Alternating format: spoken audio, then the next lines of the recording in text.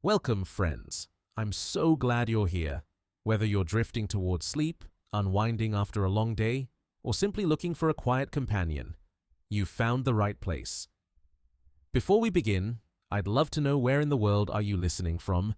Perhaps you're wrapped in a blanket, sitting by a softly lit window, or resting somewhere under an open sky. Wherever you are, I hope you're warm, comfortable, and ready to wander with me into the ancient dance between Earth and Moon, a story written in orbital mechanics and deep time. If you find peace or curiosity in these gentle stories, please consider liking the video, subscribing to the channel, or sharing it with someone who might need a moment of stillness too. And to those who've already joined along, thank you. 4.5 billion years ago, Earth spins alone in the darkness like a solitary dancer who has forgotten she once had a partner. No silver companion watches over this molten world. No tides rise and fall in rhythmic breathing across empty ocean basins. The planet completes a full rotation in just 6 hours, a frantic pirouette that makes the equator bulge outward like a spinning ball of clay pressed between invisible hands. Days pass in rapid succession, sunrise and sunset flickering past like frames in an ancient film reel. A stroboscopic existence that knows nothing of lunar months or tidal pools, or the gentle pull of reflected sunlight on evening waves. The young Earth's surface glows cherry red with residual heat from its violent formation, a planetary ember cooling in the cosmic dark. Magma oceans stretch from pole to pole, their surfaces constantly churning as lighter elements rise through the molten rock like bubbles in a lava lamp the size of continents. Heavier metals iron, nickel. The dense building blocks of what will become Earth's magnetic heart sink slowly toward the core through liquid stone, each metallic droplet following gravity's patient summons downward through layers of cooling rock. Steam rises in towering columns that dwarf any thunderhead, pillars of water vapor that climb toward space itself before dissipating into the thin atmosphere that barely clings to this spinning furnace. The sky holds no moon, only the distant glitter of stars and the occasional streak of incoming debris, cosmic snowflakes of ice and stone that add their small mass to Earth's growing bulk. Each meteorite impact sends ripples across the magma ocean's surface, temporary craters that heal within hours as the molten rock flows back into equilibrium. In this pre-lunar world, gravity pulls straight down without the subtle tug that will someday raise ocean tides 20 feet high along ancient shorelines. When rivers finally carve their channels through cooling rock, they flow in perfectly straight lines toward the sea, undeflected by the monthly push and pull that modern streams know as intimately as their own currents.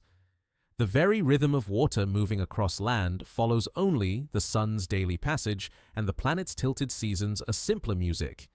Perhaps, but one missing the complex harmonies that tidal forces will someday compose. Creatures that evolve in distant geological eons will know no monthly cycles, no spawning tied to lunar phases, no navigation by the dim silver light that reflects off satellite seas. Coral polyps will have no reason to synchronize their reproduction with full moons. Sea turtles will find no magnetic beacon to guide their ancient migrations. The very concept of a month, that convenient division between day and year, remains an impossibility in this moonless cosmos, where time flows only in the binary rhythm of sunrise and sunset. Yet even as Earth spins in solitude, the gravitational architecture of the early solar system conspires toward collision with the patience that only celestial mechanics can muster. Somewhere in the asteroid belt's ancestral region, a world roughly the size of Mars follows an orbit that grows more eccentric with each passing millennium. Its path around the young sun stretches and warps under the subtle influences of Jupiter's massive gravity, each orbital perturbation nudging it slightly closer to an intersection with Earth's own trajectory through space. Scientists call this wandering planet Theia, after the Greek Titaness who bore the moon goddess Selene, a name that seems almost prophetic now. As if ancient storytellers somehow intuited the cosmic drama that played out billions of years before human consciousness emerged to witness the aftermath. How perfectly ordinary Theia must seem in those distant epochs, this Mars-sized ball of rock and metal following its increasingly erratic dance around the sun, unaware it carries the future moon within its very substance, like a mother carrying an unborn child. The physics remain elegantly simple. Two massive objects moving through the vacuum of space. Gravity's inexorable pull drawing them together across millions of years, and time measured not in human lifespans, but in the slow waltz of celestial mechanics. No consciousness exists yet to observe this approaching drama. No eyes peer up from cooling tide pools to wonder at the empty sky. The universe prepares for one of its most creative acts of destruction in perfect silence, with only the laws of physics as witness to the catastrophe that will birth our moon and transform Earth forever. The pre-impact planet spins faster than any world in our modern solar system, its 6-hour days creating weather patterns unlike anything we might recognize. Coriolis forces twist storms into tight spirals that race around the globe multiple times before dissipating. The rapid rotation generates powerful magnetic fields that deflect solar wind with an efficiency our current 24-hour Earth can barely match. It's a hyperactive world, spinning with the nervous energy of youth, burning through its rotational momentum like a child who hasn't yet learned the value of rest.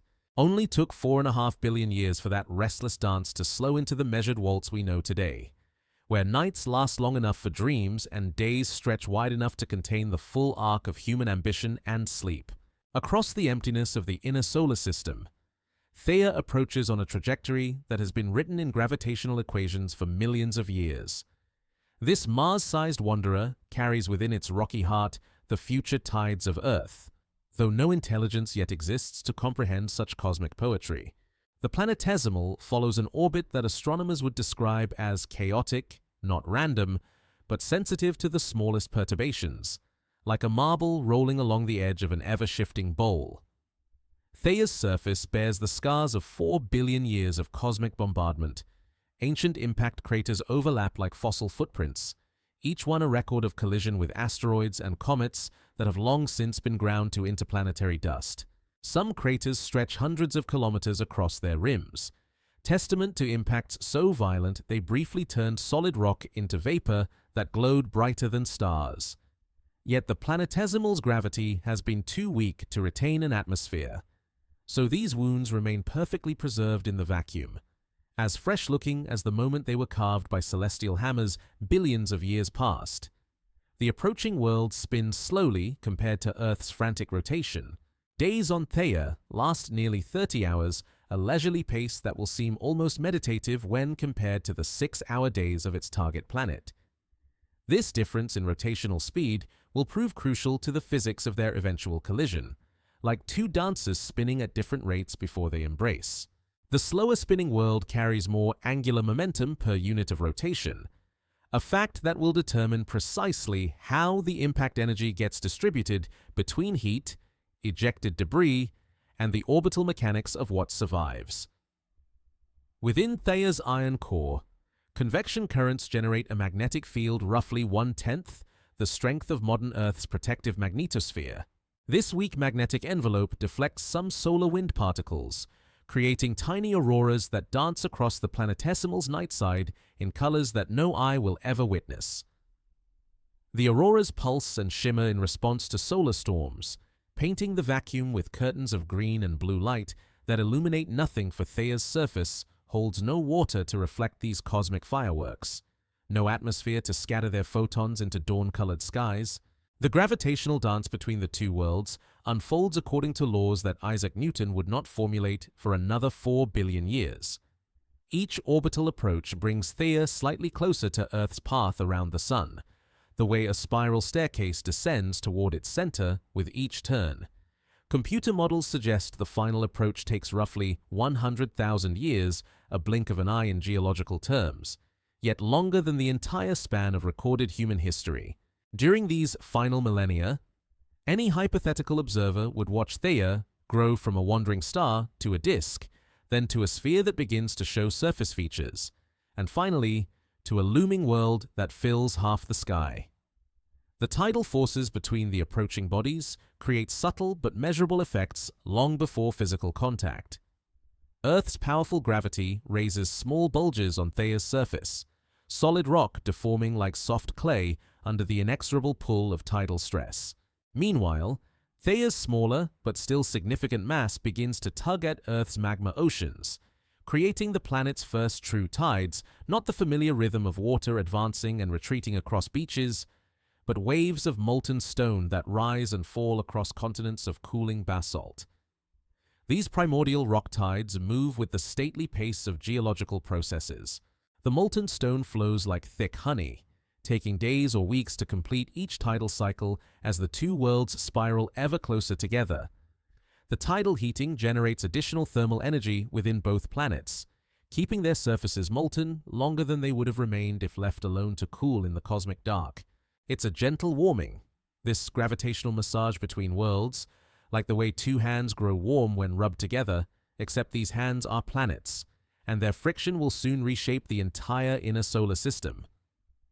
Theoretical astronomers, had they existed to witness this approach, would have marveled at the precision of the orbital mechanics. Theia's trajectory aims not for a head-on collision, but for what scientists call a glancing blow, an impact at roughly 45 degrees that will prove essential to the Moon's eventual formation. A direct hit would have simply merged the two worlds into a single, larger planet. A near miss would have sent Theia careening back into space, leaving Earth forever moonless. But this particular angle, this exact speed, this precise timing creates the perfect conditions for something unprecedented in solar system history. The approaching planetesimal follows what mathematicians call a hyperbolic trajectory relative to Earth, a path that, without the coming collision, would have curved around the planet once before flinging Theia back into deep space. Gravity bends the wanderer's straight-line motion into an elegant arc, the way a lens focuses light into a perfect curve. But this cosmic lens focuses not light, but matter itself, concentrating the mass and momentum of two worlds into a single, transformative moment that will echo through geological time. As the final 1,000 years of approach begin, both worlds exist in a state of suspended anticipation, like two notes about to resolve into a chord.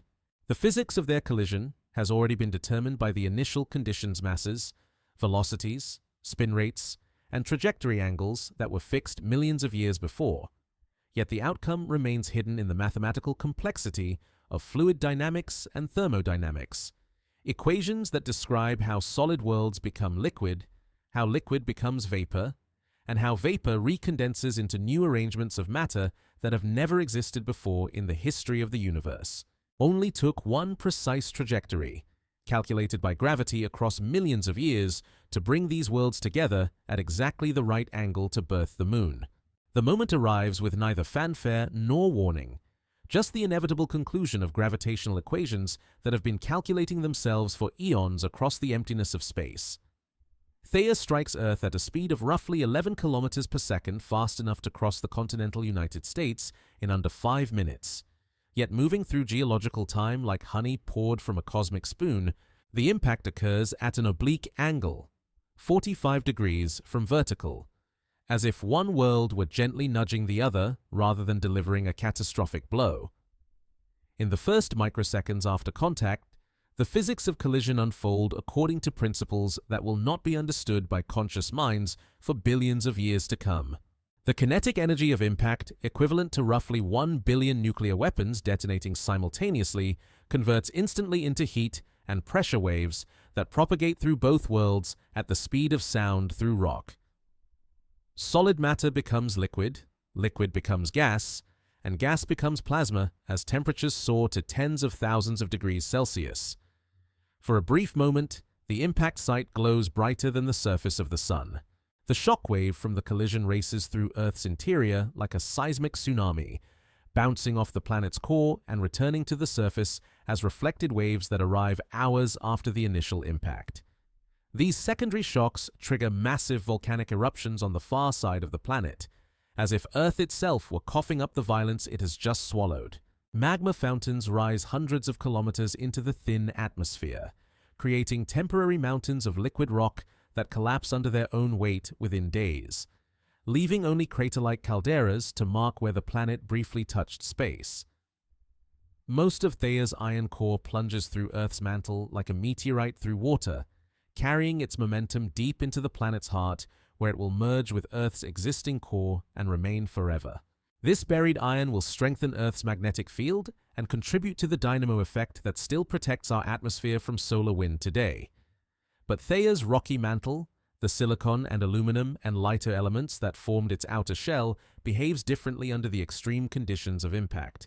The collision ejects roughly 10% of both planets' mass into space, creating a cloud of superheated rock vapor that expands outward from the impact site like the world's most violent volcanic eruption, magnified beyond imagination. This debris travels at speeds ranging from a few hundred meters per second to several kilometers per second, fast enough to escape Earth's gravity if launched at the right angle, slow enough to remain gravitationally bound if ejected at lower velocities. The physics of each particle's trajectory depends on precise details of pressure, temperature, and launch angle that vary across microseconds and micrometers.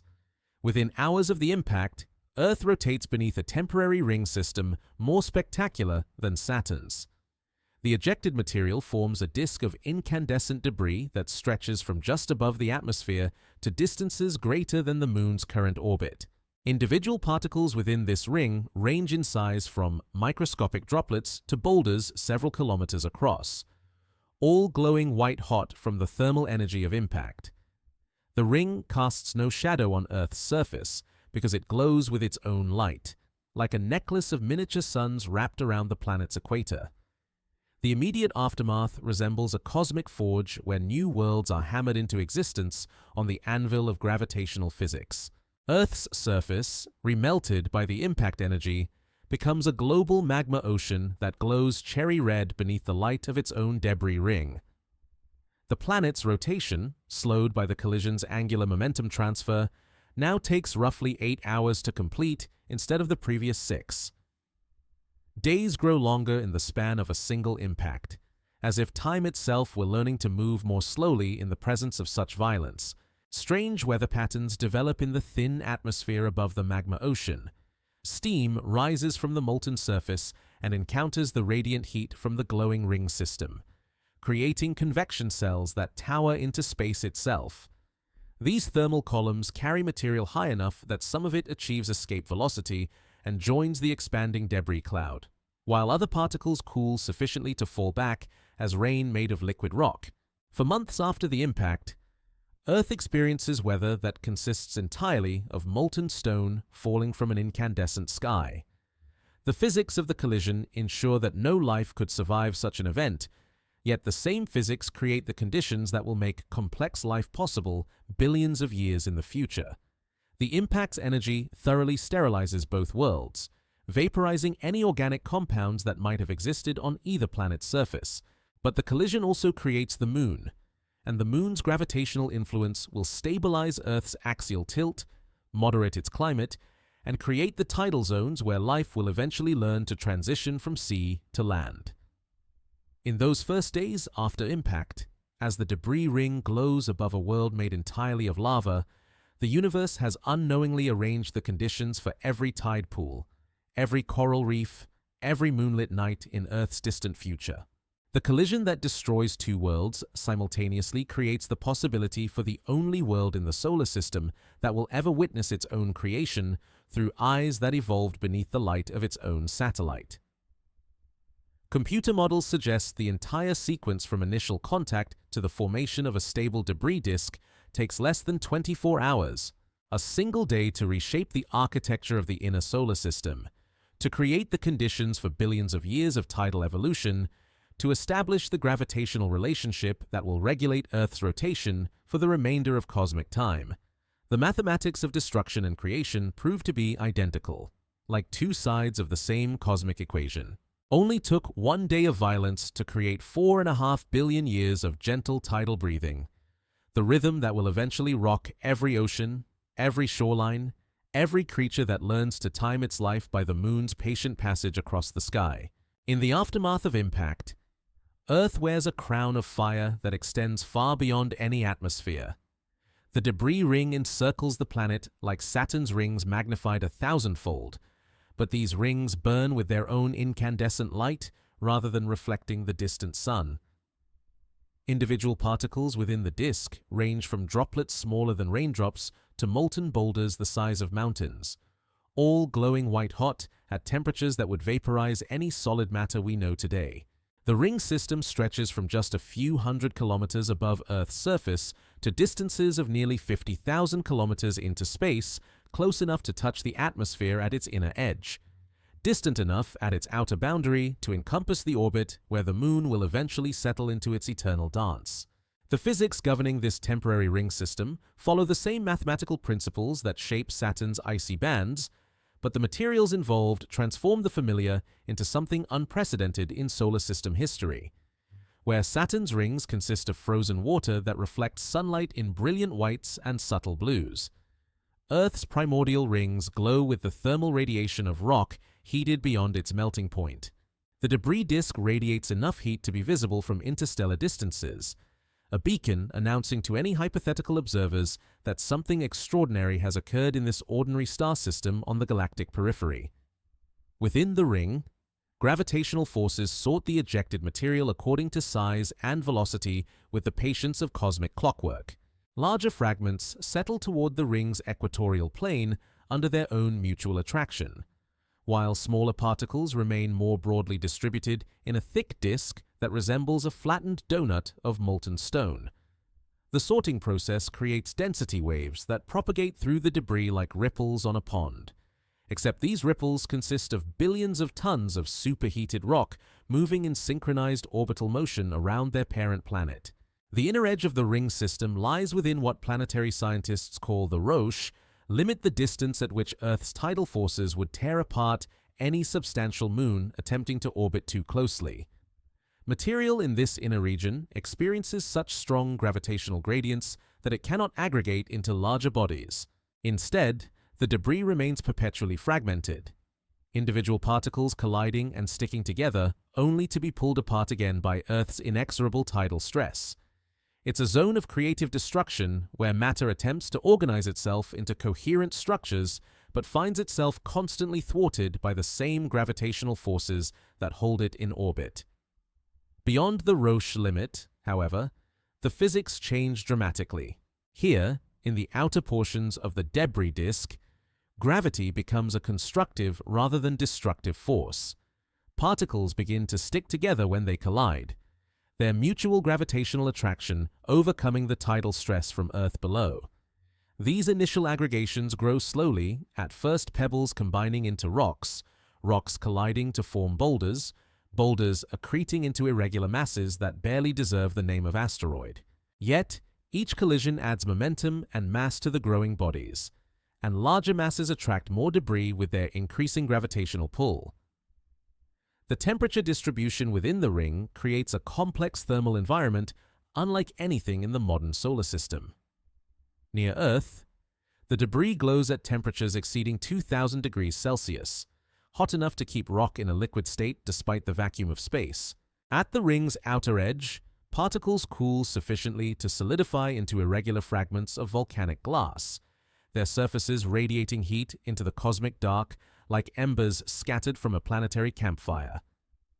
Between these extremes, a gradient of temperatures creates different zones where materials condense and evaporate in patterns that will determine the eventual composition of the Moon.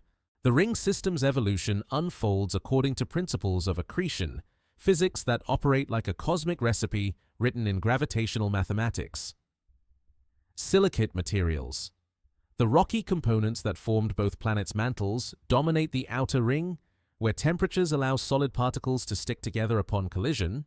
Iron and other metals, heated to higher temperatures by their greater density, tend to remain liquid longer and either fall back to Earth or get incorporated into the largest growing fragments where they can contribute to early differentiation processes.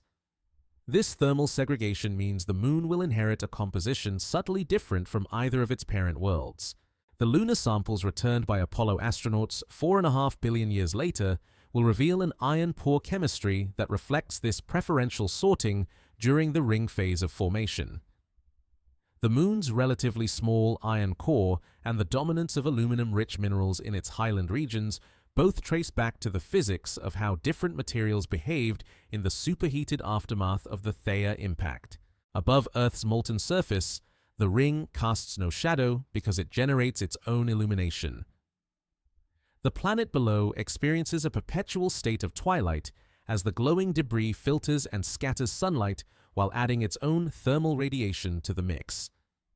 Temperatures on Earth's surface remain elevated not only from the impact energy, but also from the continuous rain of radiant heat from the ring system above. It's as if the planet exists inside a natural furnace, with the walls of that furnace consisting of its own ejected material slowly reorganizing itself according to the patient mathematics of orbital mechanics. The entire ring system pulses with subtle variations in brightness as density waves propagate through the debris disk. These oscillations result from the gravitational influence of the largest fragments within the ring, their growing mass creating resonances and gaps that will eventually clear specific orbital zones through a process planetary scientists call shepherding. The same dynamics that create the spoke patterns in Saturn's rings and the gaps in asteroid belts play out in accelerated time as Earth's debris disk evolves toward its ultimate destiny as a single, consolidated satellite. Only took a few decades for this cosmic forge to organize itself into the structure that would birth our moon. But the light from that glowing ring would have been visible to alien astronomers across hundreds of light years of interstellar space. Within the glowing debris disk that encircles the young Earth, the fundamental forces of nature begin their slow work of architectural reconstruction. The process unfolds according to principles that will not acquire names like gravitational instability and runaway accretion until conscious minds evolve to study such phenomena billions of years hence. Yet, the physics proceed with mathematical precision, transforming a chaotic ring of superheated fragments into the structured dance of matter that will eventually condense into Earth's only natural satellite. The initial aggregation begins in the outer regions of the ring system, where temperatures have cooled sufficiently for molten rock to solidify upon collision rather than splashing apart like liquid droplets. Here, in the zone that lies beyond Earth's Roche limit, particles stick together through a combination of gravitational attraction and the simple mechanical interlocking that occurs when irregular fragments of volcanic glass collide at relatively low velocities.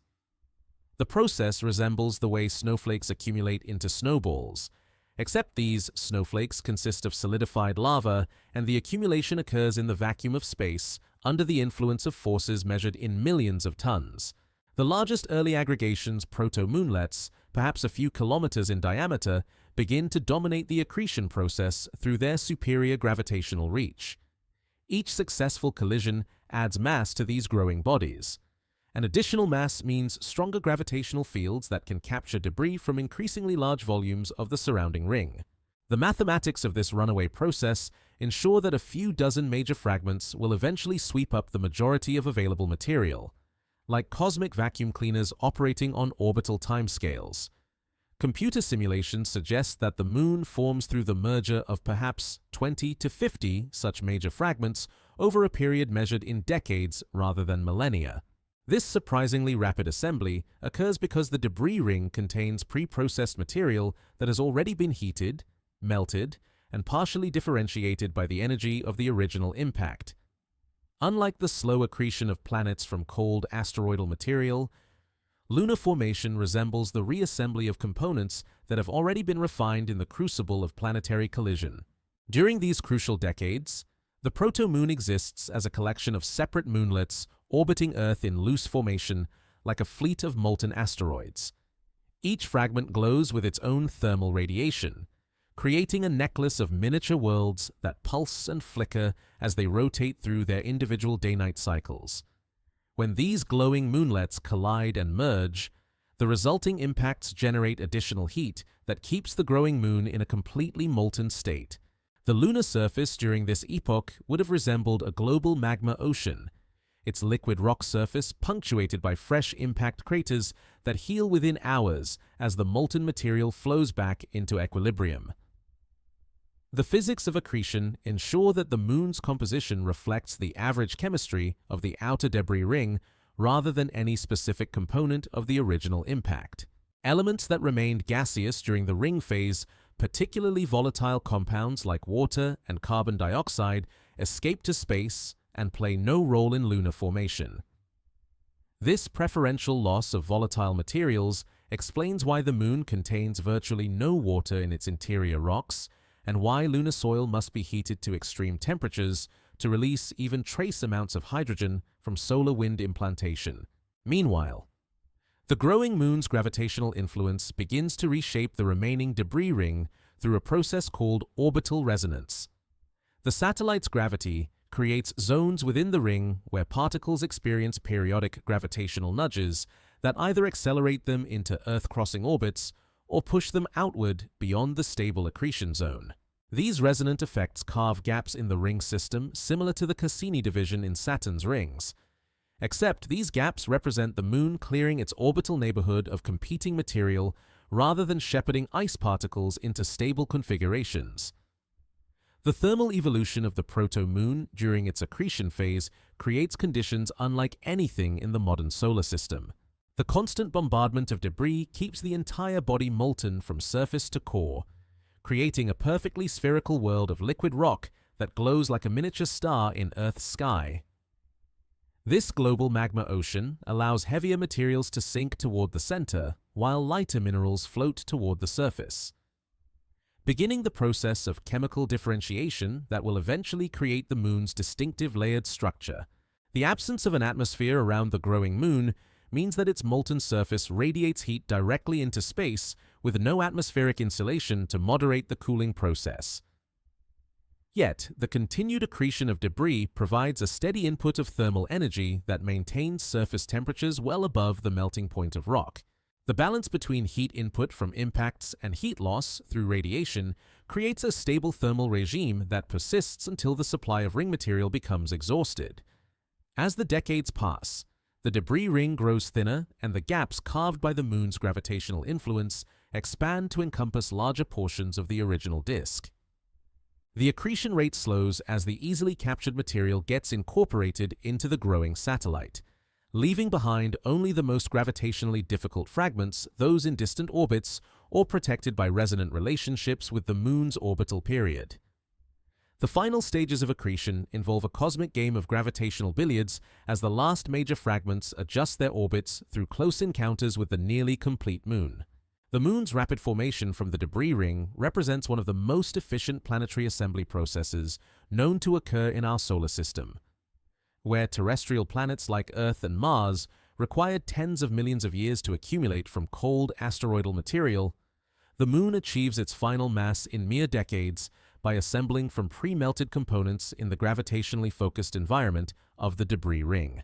The satellite emerges from this process as a fully formed world, its major geological features established before the ring system has completely dissipated. Only took a few decades for gravity to reorganize cosmic chaos into the ordered structure of a Moon. But those decades of assembly would determine the satellite's composition, internal structure, and thermal evolution for the next 4.5 billion years. The newborn Moon completes its first orbit around Earth at a distance of roughly 15,000 miles, close enough that an observer on the planet's cooling surface would see a satellite appearing 40 times larger in the sky than the familiar crescent we know today. This proximity creates gravitational effects so intense that they reshape both worlds on timescales measured in years rather than geological epochs. The Moon's apparent diameter spans nearly 20 degrees of arc across Earth's sky, a glowing disk of molten rock that dominates the heavens like a second sun that never sets, never rises, but instead traces a stately path across the stellar background as it completes each 90-minute orbital period. At this intimate distance, the gravitational gradient between Earth's near and far sides creates tidal forces that would be utterly catastrophic to any modern landscape. The solid surface of Earth rises and falls by hundreds of feet with each lunar passage, as if the planet itself were breathing in slow, deep cycles synchronized to its satellite's orbital rhythm. These solid Earth tides dwarf the familiar ocean tides of our current era, lifting entire mountain ranges toward the Moon's gravitational pull before allowing them to subside as the satellite continues along its path. The energy dissipated by this constant flexing of rock generates additional heat within Earth's interior, contributing to the prolonged molten state of the planet's surface layers. The young Moon's surface temperature exceeds 1,000 degrees Celsius across its entire globe, maintained by the continuous tidal heating that results from its eccentric orbit and rapid rotation relative to Earth. The satellite spins independently during these early epochs, not yet locked into the synchronous rotation that will eventually hide its far side from terrestrial observers forever.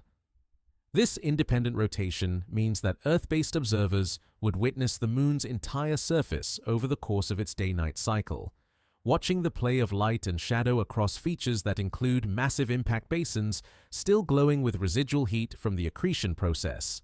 The Moon's molten surface creates its own weather system based on the physics of liquid rock rather than water vapor. Convection currents in the global magma ocean generate thermal plumes that rise from the satellite's interior and spread across the surface in patterns resembling the circulation cells that drive terrestrial atmospheric systems. Where these thermal currents converge, temporary mountain ranges of cooling lava build upward only to collapse back into the molten sea as the convection patterns shift.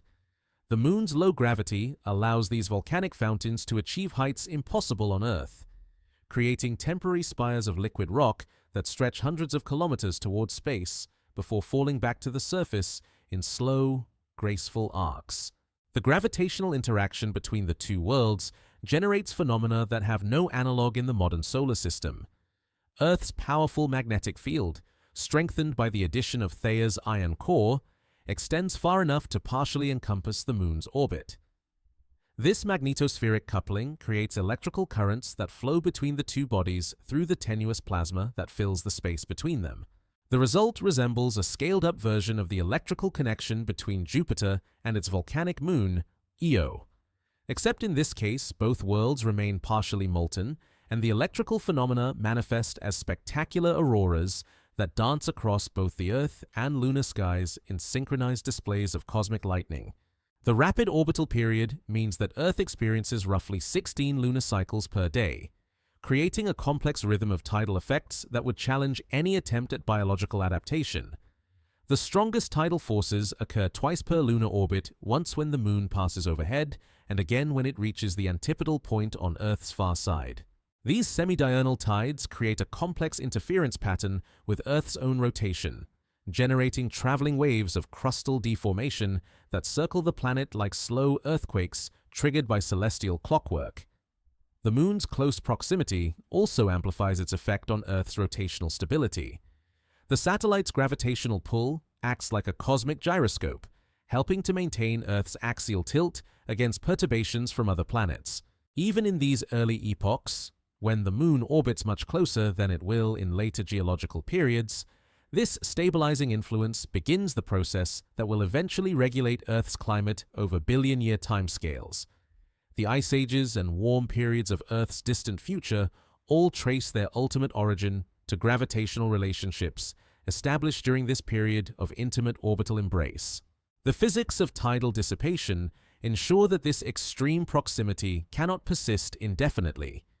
Each tidal bulge raised on Earth's surface lags slightly behind the Moon's orbital position due to the viscosity of molten rock and the planet's rotational inertia.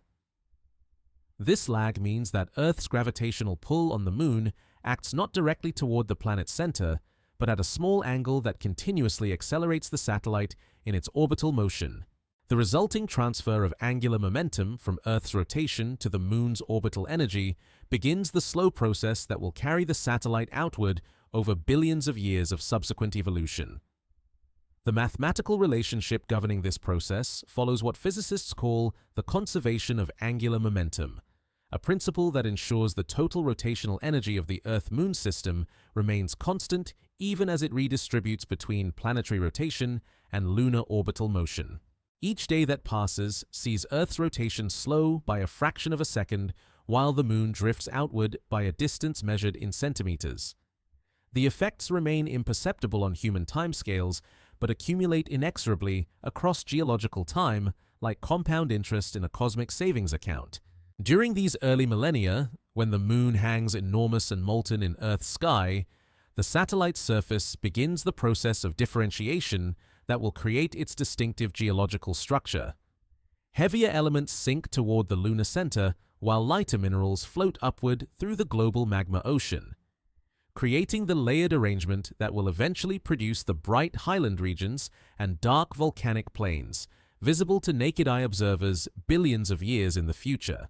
Only took a few thousand years of this intimate gravitational embrace to establish the physical relationship between Earth and Moon. But the slow retreat that began during these early epochs continues today as the satellite moves 4 centimeters farther from Earth with each passing year. Across the next million years, Earth's rotation begins its gradual deceleration under the inexorable influence of tidal friction, a process so subtle that it would escape detection by any conceivable measurement device, yet so persistent that it transforms the fundamental rhythm of planetary time itself. The young Earth's 6-hour days slowly stretch into 7 hours, then 8, then 10, as the Moon's gravitational pull acts like a cosmic brake applied to the planet's spinning surface. Each tide that rises and falls across the molten landscape dissipates rotational energy as heat, converting the kinetic energy of Earth's rapid spin into thermal motion in the viscous magma that still covers much of the planet's surface.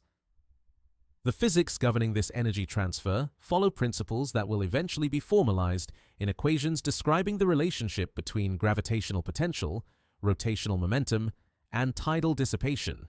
But, in these early epochs, the mathematics express themselves purely through the patient rearrangement of matter and energy across astronomical distances. The Moon retreats from Earth at a rate of several meters per year, fast enough that the satellite's apparent size in the sky shrinks noticeably over the span of a human lifetime, if any humans existed to witness such changes. Yet, this rapid recession represents only the initial phase of a process that will continue for billions of years at ever-decreasing rates. The relationship between Earth's slowing rotation and the Moon's outward drift creates a feedback loop that regulates the rate of tidal evolution with mathematical precision. As Earth's days grow longer, the planet's rotational bulge becomes less pronounced, which reduces the tidal forces acting on the Moon and slows its rate of orbital expansion. Simultaneously, as the Moon moves farther from Earth, its gravitational influence on terrestrial tides weakens according to the inverse square law, which further reduces the efficiency of energy transfer from rotation to orbital motion. These negative feedback mechanisms ensure that the tidal evolution proceeds according to a predictable mathematical curve rather than running away to extremes. The energy dissipated by tidal friction manifests itself in ways that reshape Earth's internal structure during these crucial early epochs. The constant flexing of rock under tidal stress generates heat throughout the planet's interior, keeping the mantle convection system active longer than it would remain in the absence of lunar influence.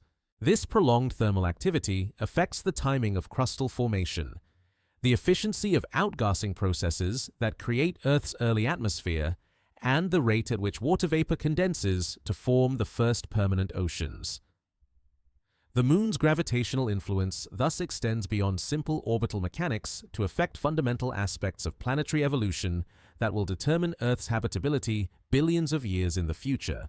During this period of rapid tidal evolution, Earth's surface experiences tidal effects unlike anything in the modern world. The solid Earth tides rise and fall by several hundred feet with each lunar passage, creating a landscape that breathes with the rhythm of celestial mechanics. Mountains rise toward the Moon and subside as it passes. Valleys flex and compress in synchrony with orbital periods, and the cooling magma ocean develops circulation patterns directly influenced by these massive deformations of the planetary crust. The energy required to lift billions of tons of rock twice per day comes directly from Earth's rotational kinetic energy, transferred through gravitational coupling to the Moon's orbital motion with an efficiency that would impress any mechanical engineer. The Moon itself undergoes corresponding changes as Earth's gravity raises enormous tides across its still molten surface. These lunar tides exceed even the extreme terrestrial effects, lifting waves of liquid rock that tower kilometers above the satellite's mean surface level. The tidal heating generated by these massive deformations keeps the Moon's interior molten far longer than would be possible through radioactive decay alone, extending the period during which the satellite can undergo internal differentiation and magnetic field generation. The lunar samples returned by Apollo missions will eventually reveal minerals that formed under these extreme tidal conditions, providing direct evidence of the Moon's early thermal history. The gradual lengthening of Earth's day creates subtle but profound changes in atmospheric and oceanic circulation patterns as the first stable bodies of liquid water begin to form on the planet's cooling surface. The Coriolis effect, which depends directly on rotational velocity, weakens as days grow longer, allowing atmospheric circulation cells to become broader and more stable than they would be under rapid rotation. These early changes in circulation patterns affect global climate, the distribution of heat between equatorial and polar regions, and the rate at which water vapor cycles between the atmosphere and Earth's growing oceans. The mathematical relationship governing tidal evolution ensures that the process proceeds most rapidly during its early phases and gradually slows as the Moon retreats to greater distances. This inverse relationship means that the majority of tidal evolution occurs relatively early in Earth-Moon history, with the satellite achieving perhaps half of its current orbital distance within the first billion years after formation. The rapid early evolution has profound implications for the development of life on Earth, as it means that even the most ancient organisms evolved under tidal conditions significantly stronger than those experienced by modern ecosystems. Computer models of early tidal evolution reveal that Earth's rotation rate decreases according to a mathematical curve that asymptotically approaches an equilibrium state where both Earth and Moon become tidally locked to each other. In this theoretical end state, still tens of billions of years in the future, Earth would always present the same face to the Moon, just as the Moon now presents the same face to Earth.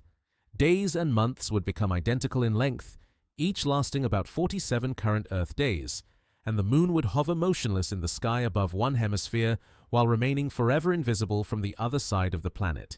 The energy budget for this massive transfer of angular momentum comes entirely from Earth's initial rotational energy, stored in the planet's rapid 6-hour spin following the Theia impact. This vast reservoir of kinetic energy proves sufficient to power billions of years of tidal evolution, gradually converting the chaotic energy of planetary collision into the ordered motion of orbital mechanics. The Moon's retreat represents one of the most efficient energy storage systems in the solar system, banking rotational momentum in orbital motion where it remains available to influence Earth's tides for the remainder of cosmic time. Only took the laws of physics and the passage of time to begin transforming Earth from a rapidly spinning, tide-racked world into the more sedate planet that would eventually nurture the evolution of complex life under the gentle rhythm of familiar 24-hour days. The synchronization between Earth's rotation and the Moon's orbital motion establishes rhythms that penetrate deep into the physics of both worlds, creating resonances that echo through their internal structure like the sympathetic vibrations of cosmic tuning forks. As Earth's days lengthen from 8 hours to 12 and eventually toward the familiar 24-hour cycle, the planet's liquid iron core responds to these changing rotational dynamics by generating magnetic field fluctuations that pulse in harmony with the Moon's orbital period. The geodynamo that creates Earth's protective magnetosphere becomes entrained to lunar cycles, establishing patterns of magnetic intensity that will persist for billions of years and influence everything from auroral displays to the navigation instincts of migratory animals that have not yet evolved. The Moon's gradual retreat from its initial intimate orbit creates a complex dance of gravitational resonances as the satellite passes through various mathematical relationships with Earth's rotation and orbital motion around the Sun.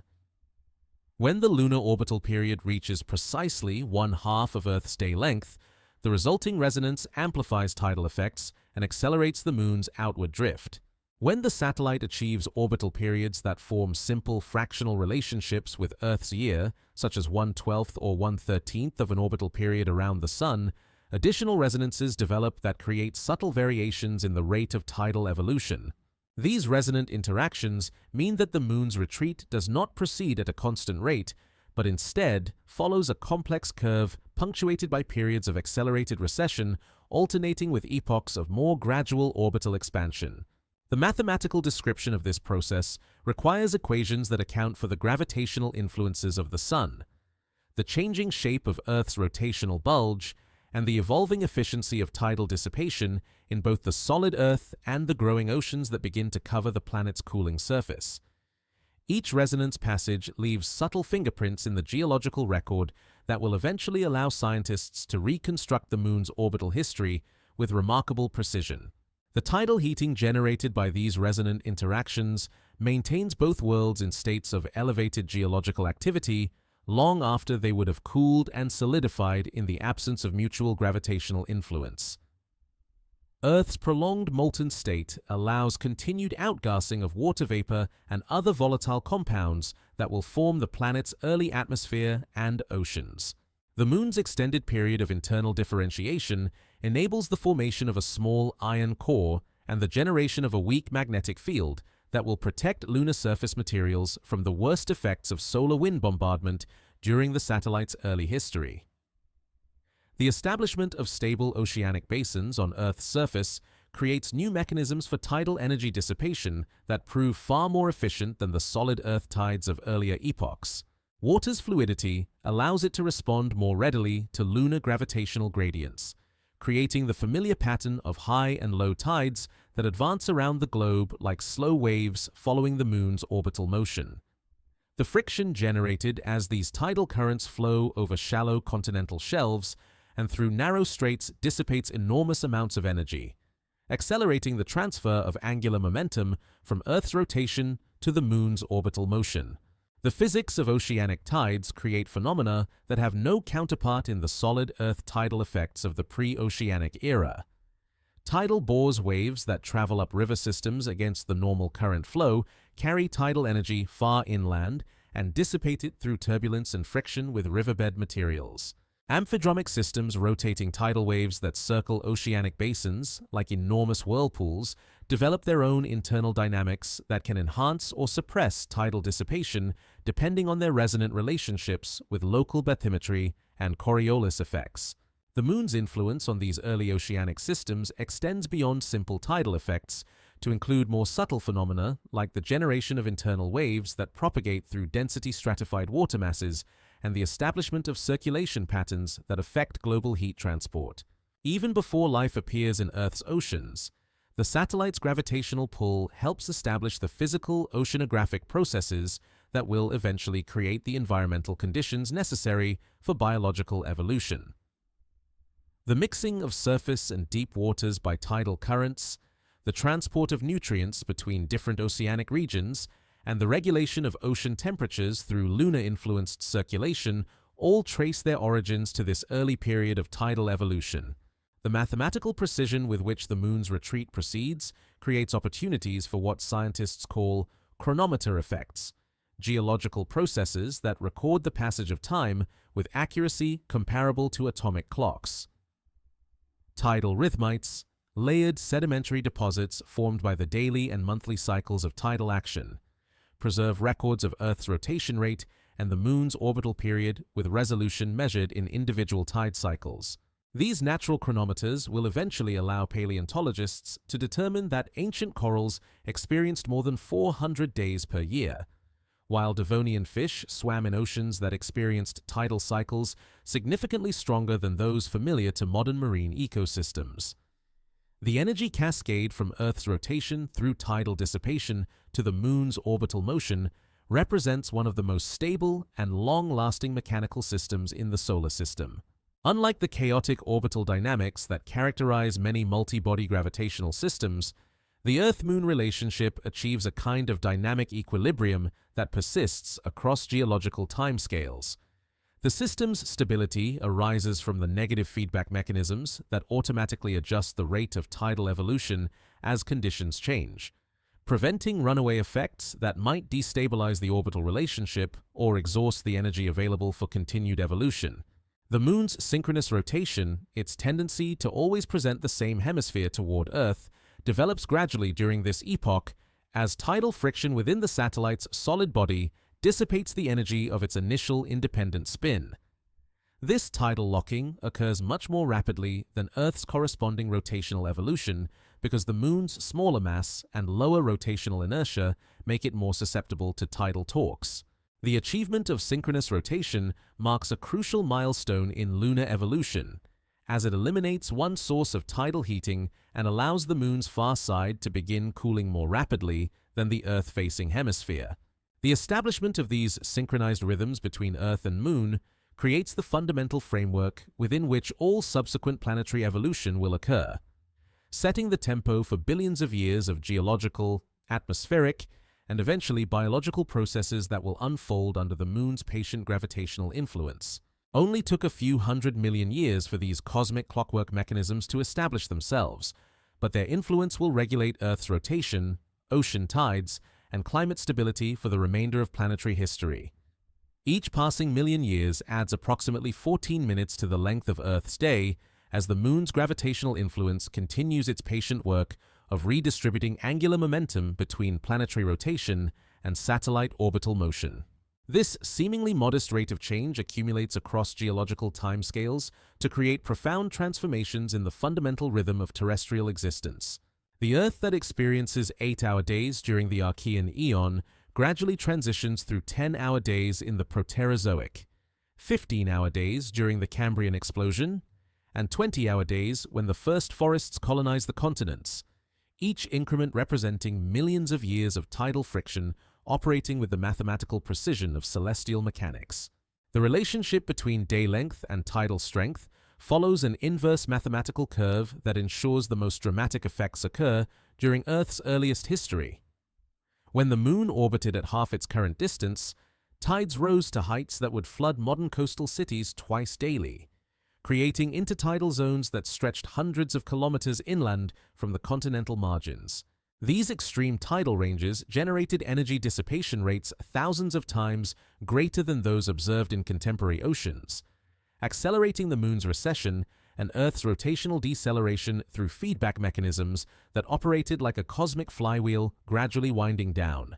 The physics of tidal dissipation create regional variations in the rate at which rotational energy converts to heat, leading to geographical patterns of enhanced geological activity in areas where tidal currents encounter shallow water or complex bathymetry. The ancient Tethys Ocean, with its network of shallow seas and island archipelagos, becomes a particularly efficient engine for tidal energy dissipation, contributing disproportionately to the Moon's orbital evolution despite representing only a fraction of global ocean area.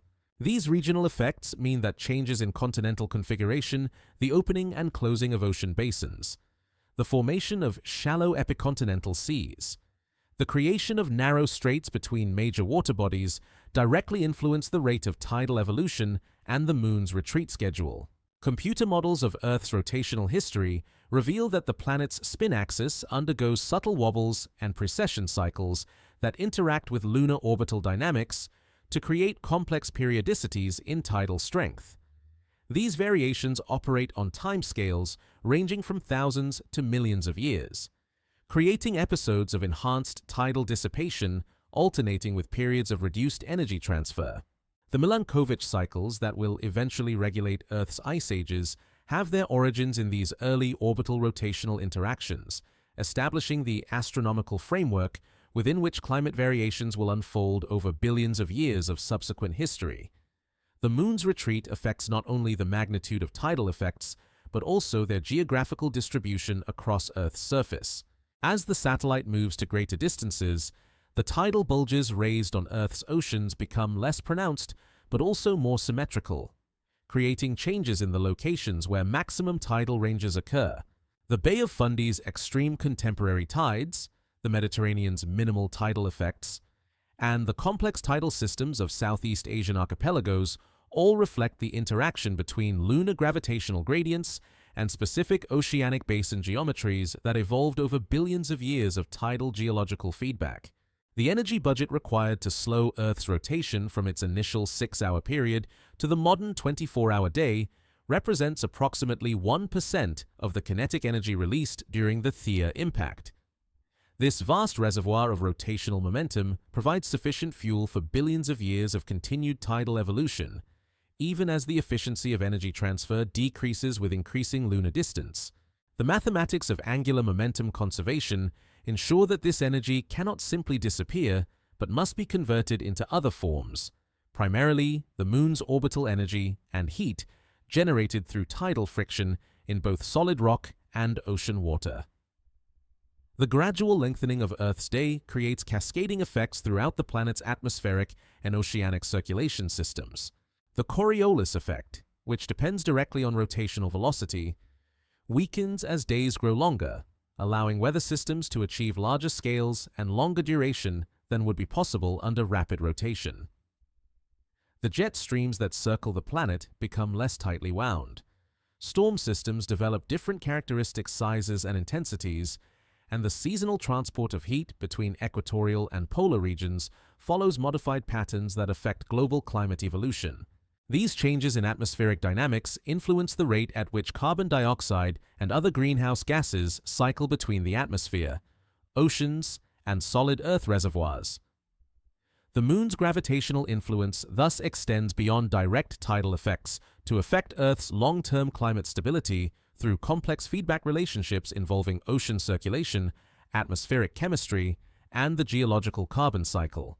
The ice ages that will punctuate Earth's later history, the periods of global warming that create hothouse climates, and the overall habitability of the planet for complex life all depend partly on lunar-influenced processes that trace back to this early epoch of rapid tidal evolution. The Moon's own rotational evolution during this period follows a trajectory toward the tidally locked configuration that characterizes its modern state. The satellite's initial independent rotation gradually slows under the influence of Earth's gravitational torques until the lunar day equals the lunar month, creating the synchronous rotation that hides the Moon's far side from terrestrial observers. This tidal locking occurs much more rapidly than Earth's corresponding evolution because lunar rotational inertia is much smaller than terrestrial values, allowing the satellite to achieve its final spin state within a few 100 million years of formation. The establishment of synchronous lunar rotation marks a crucial transition in the Moon's thermal evolution, as the elimination of day-night temperature cycling reduces thermal stress fracturing and allows the lunar crust to achieve greater structural stability. The far side of the Moon, permanently shielded from Earth's radiant heat, begins cooling more rapidly than the near side, creating asymmetries in crustal thickness and internal structure that persist to the present day. The lunar samples returned by robotic missions reveal mineralogical differences between near-side and far-side materials that reflect this early period of differential cooling under tidally locked conditions. The precision with which Earth's rotational deceleration proceeds creates natural chronometers that record the passage of time with remarkable accuracy across geological epochs. Stromatolites, the layered bacterial mats that represent Earth's earliest substantial fossil record, preserve daily and seasonal growth patterns that reveal day lengths of approximately 21 hours during the late Precambrian. Devonian corals show growth rings indicating years of nearly 400 days, while Jurassic shellfish display tidal growth patterns reflecting significantly stronger tidal ranges than those experienced by modern marine ecosystems. Only took billions of years of patient tidal friction to transform Earth from a rapidly spinning world of extreme tides into the more sedate planet familiar to human experience, where days last long enough for complex biological rhythms and tides rise gently enough to create the productive intertidal zones that harbor some of Earth's most diverse ecosystems. The Moon's wandering path through space follows trajectories that appear chaotic when viewed across short timescales, but reveal elegant mathematical patterns when examined over millions of years of orbital evolution.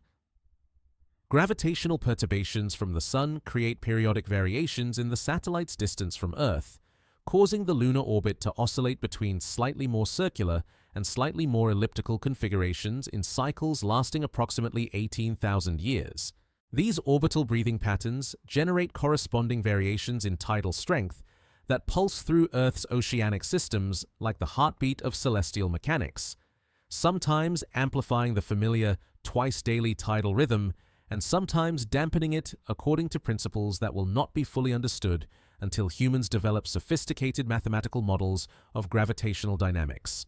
The Sun's influence on lunar orbital evolution extends beyond simple perturbations to include more complex phenomena like the gradual precession of the Moon's orbital plane and the slow rotation of its elliptical path through space.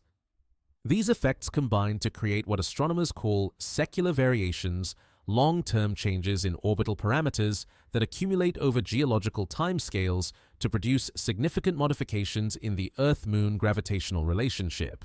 The lunar orbit that appears so stable when observed across human lifespans actually undergoes continuous evolution that affects everything from eclipse frequencies to tidal dissipation rates across millions of years of planetary history.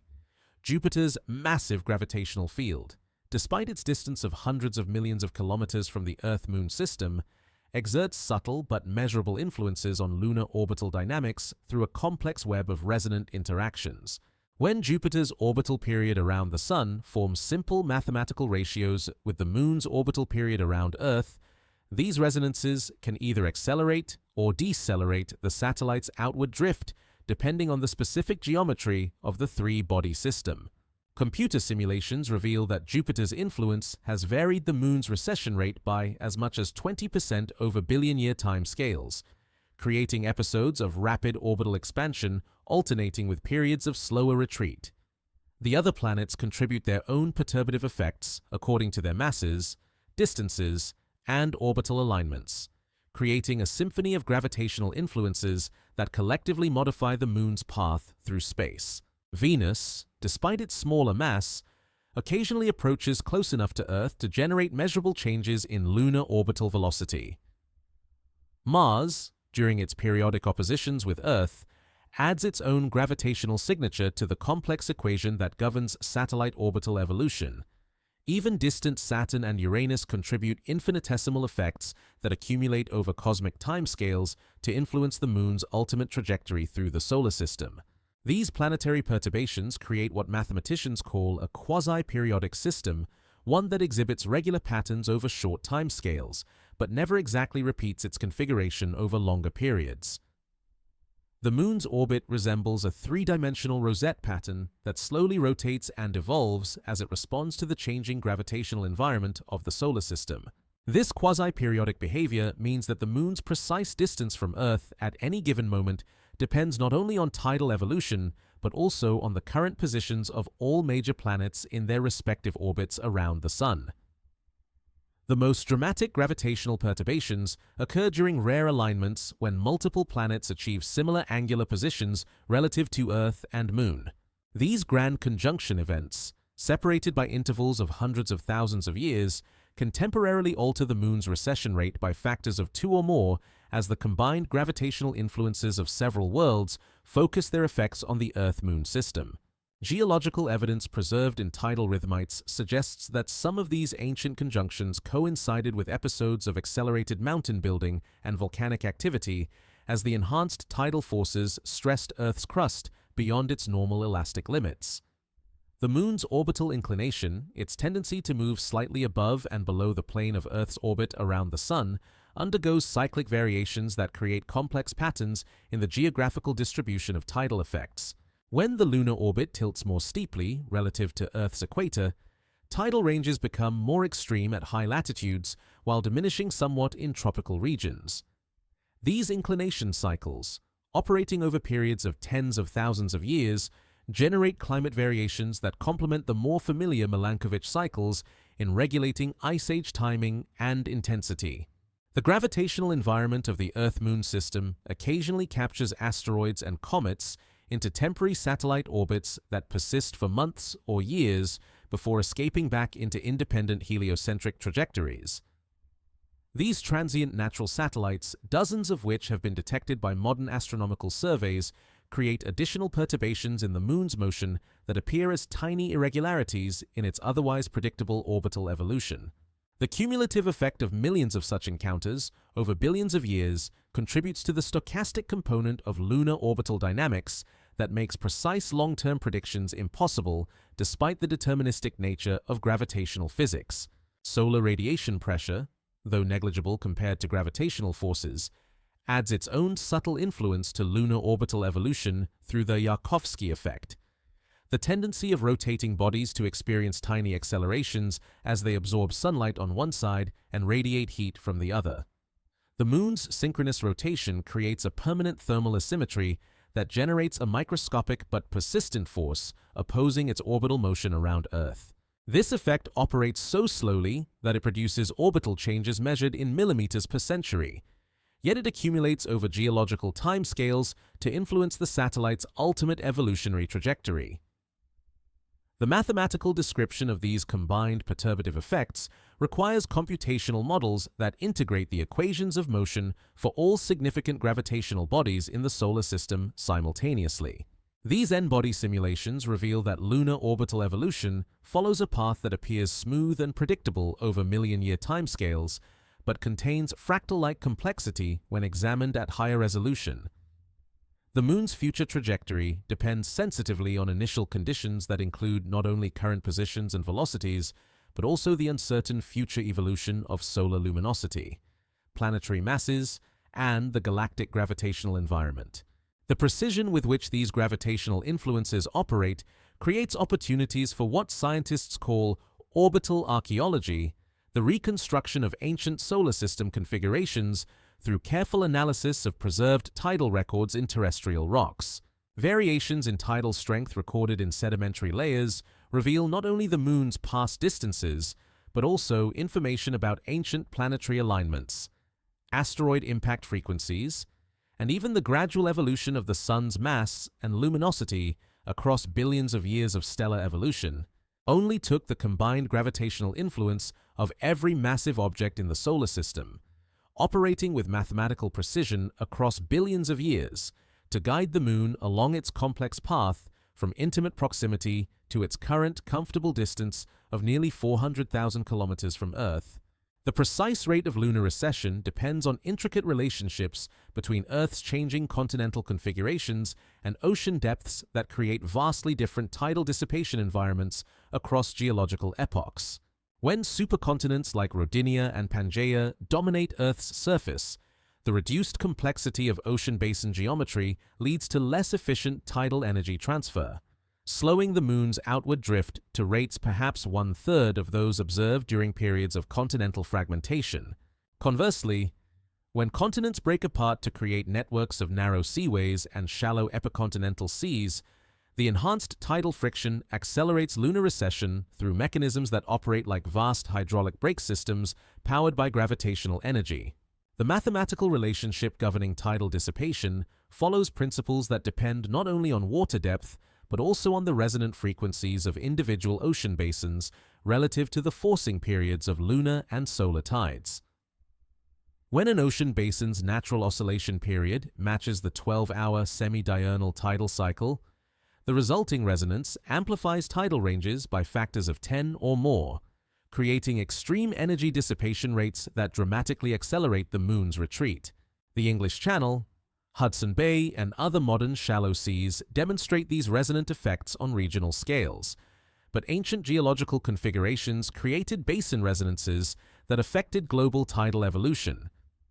Continental drift and sea level changes continuously modify the boundary conditions that determine tidal dissipation efficiency, creating a complex feedback relationship between solid Earth processes and lunar orbital evolution. The opening of the Drake Passage between South America and Antarctica, the closure of the Tethys Ocean through continental collision, and the formation of the Isthmus of Panama each represent geological events that fundamentally altered global tidal dynamics and influenced the rate at which the Moon moved away from Earth. These connections mean that lunar orbital history provides indirect records of ancient continental positions and ocean configurations that complement traditional paleomagnetic and biogeographic evidence. The depth distribution of modern ocean basins reflects billions of years of interaction between tidal dissipation and seafloor spreading processes that operate according to principles of plate tectonics. Deep ocean basins dissipate relatively little tidal energy compared to shallow continental shelves and marginal seas, creating geographical patterns of energy transfer that concentrate lunar orbital evolution effects in specific regions of Earth's surface. The gradual deepening of ocean basins through thermal subsidence following seafloor spreading reduces tidal dissipation efficiency over geological timescales, contributing to the observed decrease in lunar recession rates during recent geological periods. Ice sheet formation and retreat during glacial cycles create additional complications in the relationship between continental configuration and tidal dissipation. When massive ice sheets cover continental shelves during ice ages, they eliminate shallow water areas that would otherwise dissipate significant tidal energy, temporarily reducing the efficiency of lunar orbital evolution. Conversely, the isostatic depression of continental margins under ice sheet loading can create new areas of shallow water that enhance tidal dissipation when the ice retreats. These glacial-interglacial cycles in tidal efficiency create periodic variations in lunar recession rates that operate on timescales of tens of thousands of years. The viscosity of Earth's mantle plays a crucial role in determining how efficiently solid Earth tides dissipate energy and contribute to lunar orbital evolution. Laboratory measurements of rock deformation at high temperatures and pressures reveal that mantle viscosity varies significantly with depth, temperature, and mineral composition, creating a complex three-dimensional structure that affects tidal dissipation patterns. Regions where mantle plumes or subducting slabs alter local thermal conditions experience enhanced tidal energy dissipation that contributes disproportionately to the Moon's outward drift, despite representing only small fractions of Earth's total volume. The mathematical models used to calculate lunar recession rates must account for frequency-dependent effects in both oceanic and solid Earth tidal dissipation. Different tidal constituents: the semi-diurnal lunar tide, the diurnal solar tide, the fortnightly spring-neap cycle, each dissipate energy according to distinct physical mechanisms that respond differently to changes in continental configuration and ocean depth. The superposition of these multiple frequency components creates complex interference patterns that can either enhance or suppress total tidal dissipation depending on the specific geometry of ocean basins and the resonant characteristics of the solid Earth.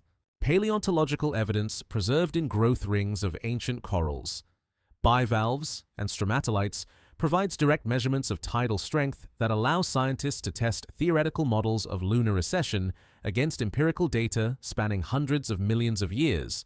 These biological chronometers reveal that the Moon retreated more rapidly during some geological periods than during others, with variations that correlate with independently determined changes in continental configuration and ocean depth distribution. The precision of these paleotidal records approaches that of modern satellite measurements, creating opportunities to reconstruct lunar orbital history with remarkable accuracy. The energy balance calculation for lunar orbital evolution reveals that approximately 60% of current tidal dissipation occurs in shallow seas, covering less than 10% of Earth's surface area. This concentration of energy transfer in marginal environments means that relatively small changes in sea level or continental shelf topography can produce large variations in the rate of lunar recession. The vulnerability of tidal evolution to changes in shallow water environments helps explain why lunar recession rates have varied significantly throughout Earth's history, despite the constant nature of gravitational physics. Computer simulations of past continental configurations suggest that lunar recession rates during the Mesozoic era may have been 2 to 3 times higher than current values due to the presence of extensive epicontinental seaways that enhanced tidal dissipation efficiency. The Cretaceous interior, seaway of North America, the Tethys Ocean of southern Europe and Asia, and similar shallow marine environments created ideal conditions for tidal energy transfer that accelerated the Moon's outward journey through mechanisms that no longer operate in the modern ocean system. The relationship between lunar orbital evolution and Earth's magnetic field strength creates additional feedback effects that influence tidal dissipation through magneto-hydrodynamic processes in electrically conductive seawater. When Earth's magnetic field was stronger during past geological periods, the interaction between moving tidal currents and magnetic field lines generated electromagnetic forces that contributed to tidal energy dissipation and lunar recession. These magneto-hydrodynamic effects remain poorly understood, but may help explain some of the observed variations in lunar retreat rates that cannot be accounted for by changes in ocean basin geometry alone. Only took billions of years of continental drift, mountain building, and sea level change to create the complex geographical template that determines how efficiently Earth's tides can steal rotational energy and transfer it to the Moon's ever-expanding orbit.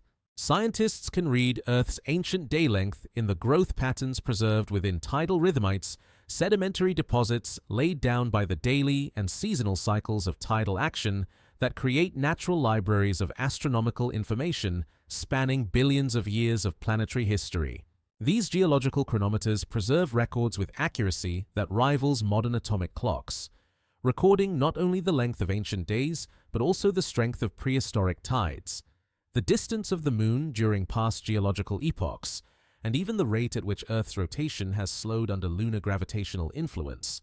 Each thin layer of sediment represents a single tide cycle, creating striped patterns in rock formations that can be read like tree rings to reconstruct the orbital dynamics of the Earth-Moon system across deep time. The most spectacular examples of these natural chronometers occur in formations like the Proterozoic Big Cottonwood Formation of Utah, where tidal rhythmites preserve nearly continuous records spanning millions of years of deposition in shallow marine environments. The mathematical analysis of layer thickness variations reveals that Earth rotated approximately 19 hours per day during the late Precambrian, while tidal ranges exceeded modern values by factors of 3 or more due to the Moon's closer proximity. These measurements provide direct empirical verification of theoretical models predicting lunar recession rates and confirm that the satellite has been steadily retreating from Earth throughout geological history. Coral growth rings offer another window into ancient astronomical conditions, with fossil specimens preserving daily and annual growth bands that record both day length and the number of days per year during past geological periods. Devonian corals from formations in the eastern United States show approximately 400 growth increments per annual band, indicating that Earth experienced roughly 22-hour days during this period when the Moon orbited at perhaps 70% of its current distance. The precision of these biological chronometers approaches that of modern satellite laser ranging measurements, creating opportunities to test theories of lunar orbital evolution against empirical data with remarkable accuracy. Stromatolites, the layered bacterial mats that represent some of Earth's earliest substantial fossil records, preserve tidal growth patterns extending back more than 2 billion years into the Archean era. The microscopic analysis of these ancient microbial communities reveals daily growth cycles that recorded day lengths as short as 18 hours, along with monthly patterns that tracked lunar orbital periods significantly shorter than the modern 29.5-day cycle. These measurements extend the empirical record of Earth-Moon dynamics back to periods when the satellite orbited at distances comparable to the synchronous orbit altitude of modern communication satellites. The mathematical techniques used to extract astronomical information from geological deposits require sophisticated statistical methods that can distinguish genuine tidal signals from other periodic processes that affect sediment deposition. Seasonal variations in rainfall, temperature, and biological productivity all create cyclic patterns in rock layers that must be separated from the astronomical signals of interest. Spectral analysis techniques borrowed from digital signal processing allow scientists to identify the specific frequency signatures associated with different tidal constituents and separate them from noise created by local environmental conditions. The preservation potential of tidal rhythmites depends critically on environmental conditions during deposition, with the best records found in protected shallow marine settings where rapid burial prevents bioturbation and weathering from destroying the delicate laminated structures. Ancient tidal flats, shallow lagoons, and marginal marine environments provide ideal conditions for recording tidal cycles, while deep ocean deposits rarely preserve the high-resolution temporal information needed for astronomical analysis. The geographical distribution of suitable formations means that the empirical record of lunar orbital evolution contains significant gaps corresponding to periods when appropriate depositional environments were rare or absent from the geological record. Climate variations create additional complexity in the interpretation of ancient tidal records, as changes in temperature, precipitation, and ice sheet extent all affect the efficiency of tidal dissipation and the rate of lunar orbital evolution. The mathematical models used to reconstruct Moon-Earth distances from paleotidal data must account for these climatic influences to avoid systematic errors in astronomical calculations. The development of coupled climate orbital models represents an active area of research that combines paleoclimatology, geophysics, and celestial mechanics in increasingly sophisticated theoretical frameworks. Modern satellite laser ranging measurements of current lunar recession rates provide calibration data for testing the accuracy of paleotidal reconstruction techniques. The Moon currently retreats from Earth at a rate of 3.8 centimeters per year, a measurement determined with millimeter precision through analysis of laser pulses reflected from retroreflector arrays placed on the lunar surface by Apollo astronauts. This contemporary baseline allows scientists to work backward through geological time with confidence that their reconstruction methods produce results consistent with direct observational data. The discovery of diurnal inequality patterns in ancient tidal rhythmites, variations in successive tide heights caused by the Moon's orbital inclination relative to Earth's equator, provides additional constraints on lunar orbital evolution that help distinguish between different theoretical models. These subtle asymmetries in tidal strength create recognizable signatures in sedimentary deposits that preserve information about the Moon's orbital inclination during past geological periods. The mathematical analysis of diurnal inequality patterns requires high-resolution measurements of layer thickness variations, but can yield detailed information about three-dimensional aspects of lunar orbital geometry. The integration of paleotidal evidence with other geological and geophysical data creates opportunities for comprehensive reconstructions of Earth-Moon system evolution that extend far beyond simple measurements of lunar distance. Variations in the length of the geological day affect atmospheric and oceanic circulation patterns, influencing climate evolution, carbon cycle dynamics, and the environmental conditions experienced by evolving life forms. The Moon's gravitational influence thus extends throughout Earth's history to affect biological evolution, continental drift, and planetary habitability in ways that can be quantified through careful analysis of the geological record. Computer models that integrate paleotidal data with theoretical calculations of lunar orbital dynamics reveal that the Moon's recession rate has varied by factors of 2 or more throughout geological history, with periods of rapid retreat alternating with epochs of slower orbital evolution. These variations correlate with independently determined changes in continental configuration, ocean depth distribution, and climate state, confirming theoretical predictions about the sensitivity of tidal dissipation to environmental boundary conditions. The empirical record thus validates theoretical understanding while providing detailed constraints on parameters that remain difficult to calculate from first principles. The precision with which ancient astronomical conditions can be reconstructed from geological evidence continues to improve as new analytical techniques become available and additional fossil localities are discovered and studied. Mass spectrometry methods that can measure the isotopic composition of individual growth bands, high-resolution X-ray tomography that reveals internal structures in fossil specimens, and automated image analysis techniques that can process thousands of measurements from single rock samples all contribute to increasingly detailed reconstructions of Earth-Moon orbital history.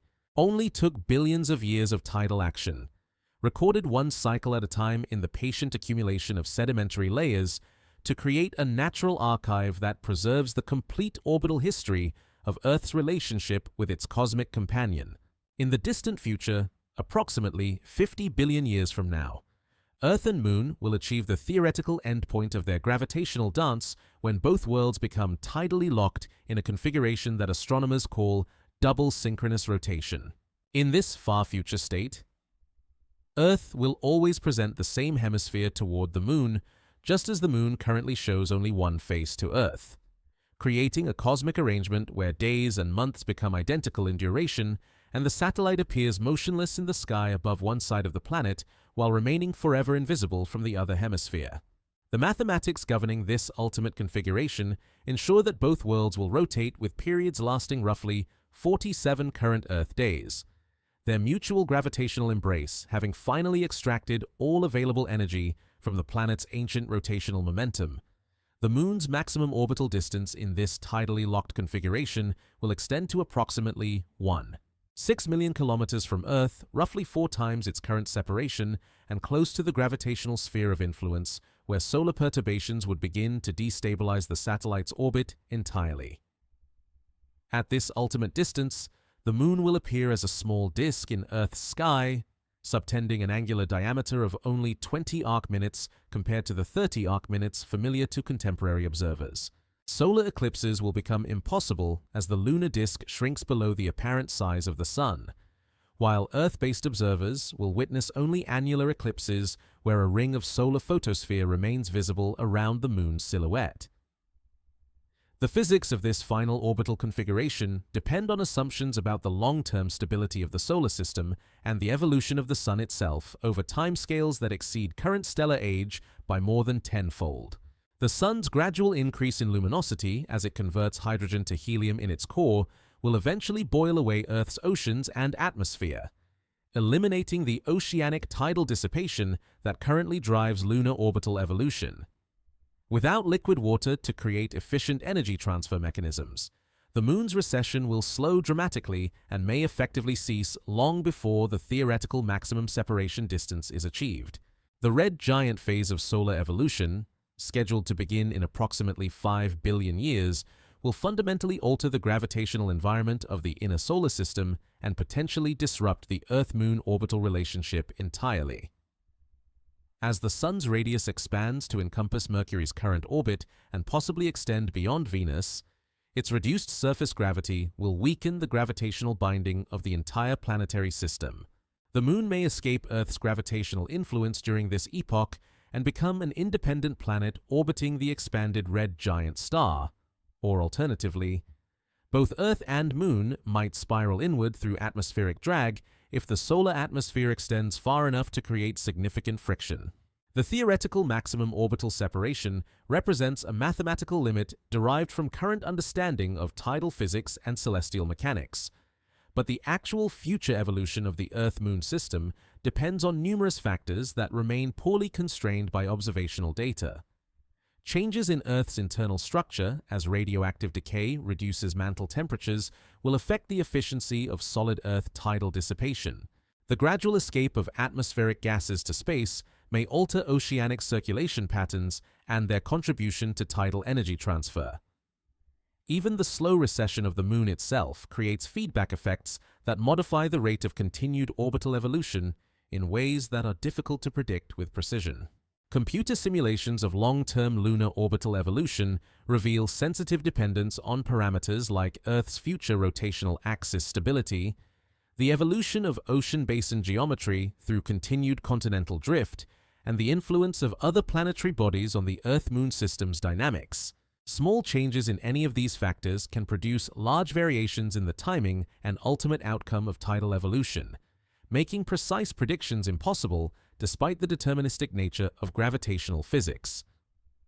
The Moon's future trajectory through space thus remains fundamentally uncertain beyond timescales of a few 100 million years. The energy budget for achieving double synchronous rotation requires the complete dissipation of Earth's current rotational kinetic energy, minus the small fraction that will be retained in the final synchronized state. This vast reservoir of energy, equivalent to roughly 10 Tontine 29 joules, proves sufficient to power tens of billions of years of continued tidal evolution, even as the efficiency of energy transfer decreases with increasing lunar distance. The mathematics of angular momentum conservation ensure that this energy cannot disappear, but must be converted into orbital motion, internal heat, or radiated away as thermal emissions from tidal friction processes.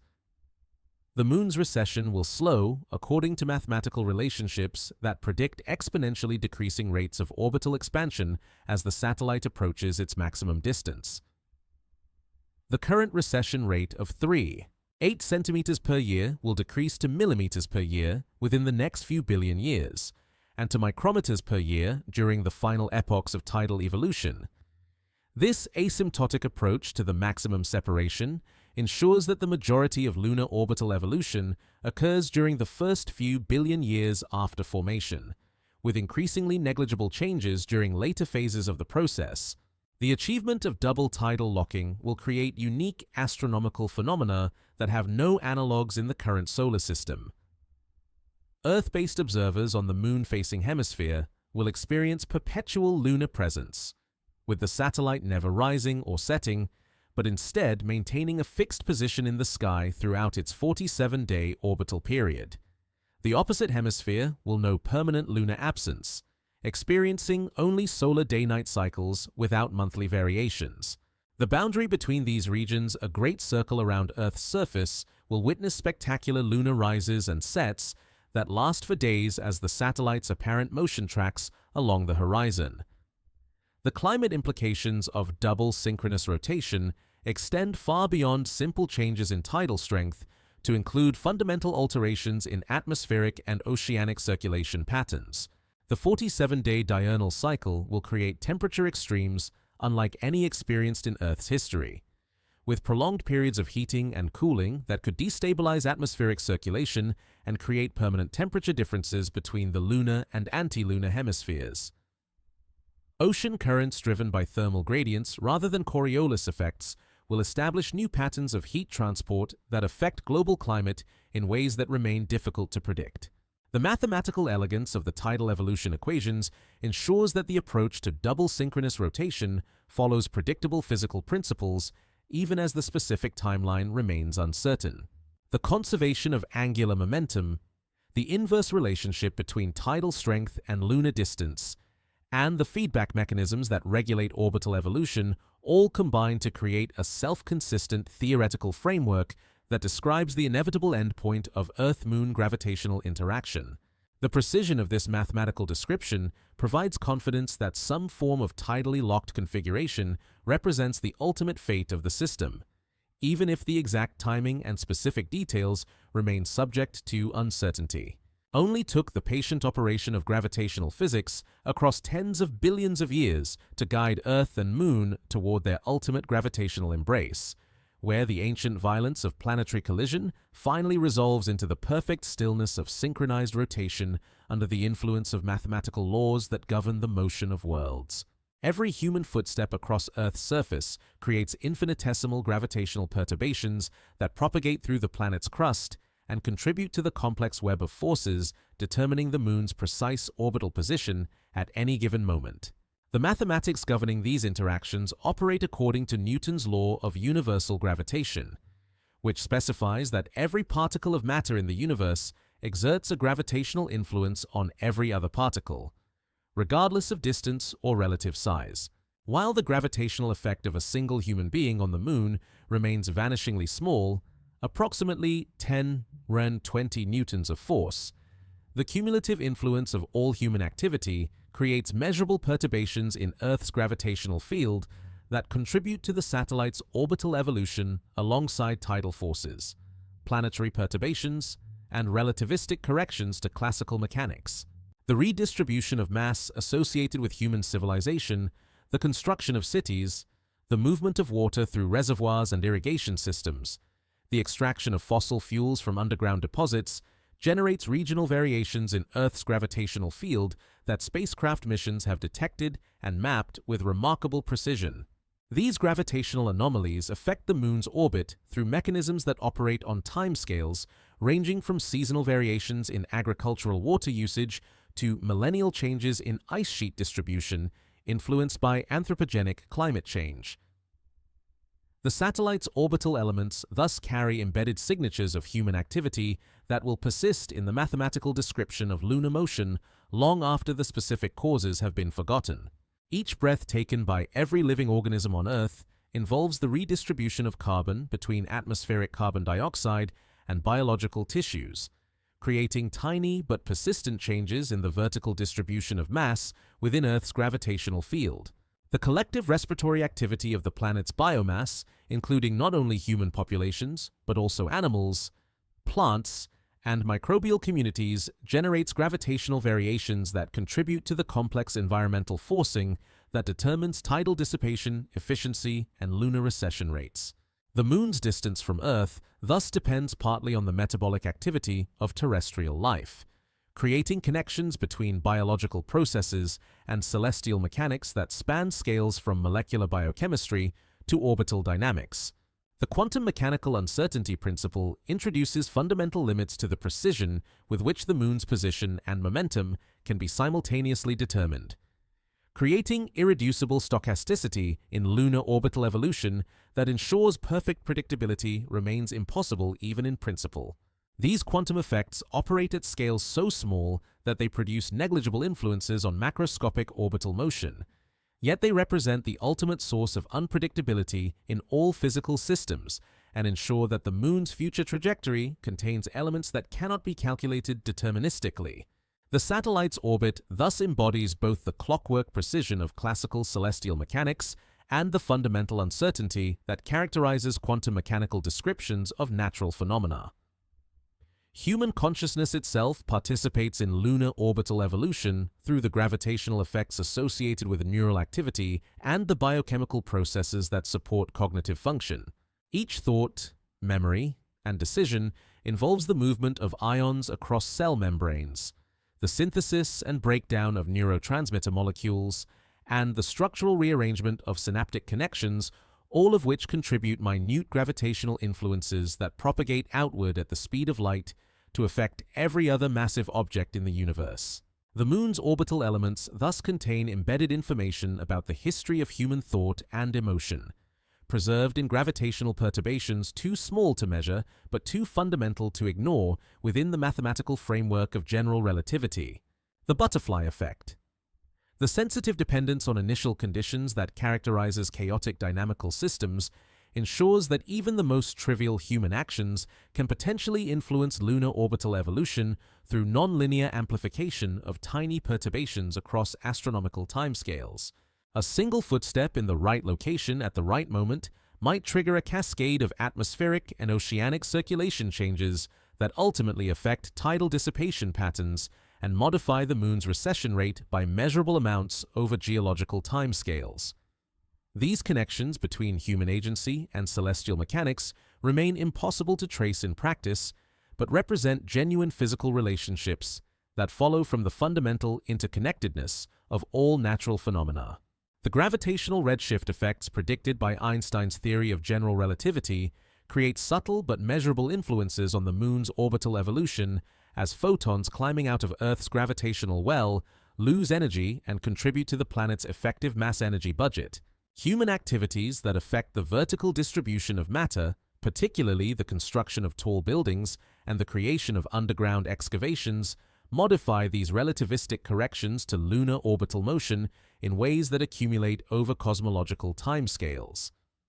The moon's distance from Earth thus depends partly on architectural decisions and mining operations through mechanisms that connect human engineering to the curvature of space-time itself. The electromagnetic fields generated by human technology, radio transmissions, power distribution networks, electronic devices create negligible but non-zero gravitational effects through the mass-energy equivalence described by Einstein's famous equation E=mc2.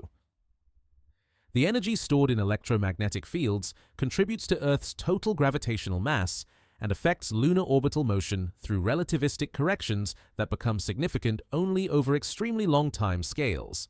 The moon's orbit thus carries embedded signatures of human technological development, preserving information about radio broadcasts and electrical power consumption in the mathematical structure of its trajectory through space.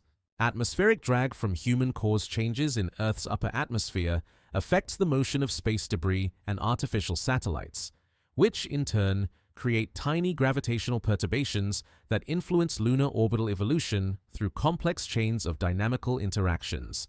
The cumulative effect of thousands of artificial satellites, spent rocket stages, and fragments of space debris generates a diffuse gravitational field that contributes to the forces determining the moon's precise position and velocity. Human space activities thus participate directly in lunar orbital mechanics through gravitational coupling between artificial objects and the natural satellite. The thermal infrared radiation emitted by human industrial activity contributes to Earth's energy budget and affects atmospheric circulation patterns that influence tidal dissipation efficiency through changes in global wind patterns and oceanic mixing processes. The moon's recession rate thus depends partly on fossil fuel consumption, urban heat island effects, and other anthropogenic sources of thermal emission that modify the environmental conditions determining how efficiently tidal energy gets dissipated through friction in Earth's oceans and solid interior. The precision of modern satellite laser ranging measurements allows detection of lunar orbital variations that approach the scale where human gravitational influences become theoretically measurable, though practical limitations in measurement accuracy prevent direct observation of such subtle effects. Future technological developments might eventually enable the detection of seasonal variations in lunar orbital elements that correlate with human population movements, agricultural cycles, and industrial activity patterns, creating empirical verification of the theoretical connections between human activity and celestial mechanics. The mathematical framework describing these human contributions to lunar orbital evolution requires the integration of gravitational physics, quantum mechanics, general relativity, atmospheric science, oceanography, and numerous other scientific disciplines into a unified theoretical structure that spans scales from subatomic particles to astronomical distances. The resulting equations contain terms representing every possible source of gravitational influence, including those arising from human consciousness, biological activity, and technological development, creating a complete description of the forces that determine the Moon's motion through space. Only took the emergence of human consciousness and the development of scientific understanding for our species to realize that every breath, every thought, every action participates in the grand celestial dance that carries the Moon slowly outward on its eternal journey through the darkness between worlds. Tonight, as you rest in whatever quiet space holds you, the Moon drifts. 4. 2 nanometers farther from Earth, a distance so small that it would take 25 million such nightly retreats to equal the width of a human hair, yet vast enough to represent the patient accumulation of gravitational forces that have been reshaping the architecture of the inner solar system for 4.5 billion years. This increment of recession, occurring while you sleep and dream and breathe in the darkness, carries within its mathematical precision the entire history of lunar orbital evolution, from the molten chaos of the Theia impact to the gentle tides that rise and fall along modern shorelines according to celestial rhythms established in the aftermath of planetary collision. The nanoscopic retreat proceeds according to the same physical principles that governed the Moon's formation from the debris ring that once encircled Earth like a crown of fire, operating through tidal friction mechanisms that convert the planet's rotational energy into orbital motion with an efficiency that has been fine-tuned by billions of years of gravitational evolution. Each night's recession represents the cumulative effect of countless tidal cycles waves that rise against every shoreline on Earth, currents that flow through ocean basins and narrow straits, deformations of solid rock that respond to lunar gravitational gradients with the patience of geological time. The mathematics remain constant, but their expression through oceanic and terrestrial processes creates the complex temporal patterns that determine precisely how much farther the Moon travels during each cycle of sleep and waking.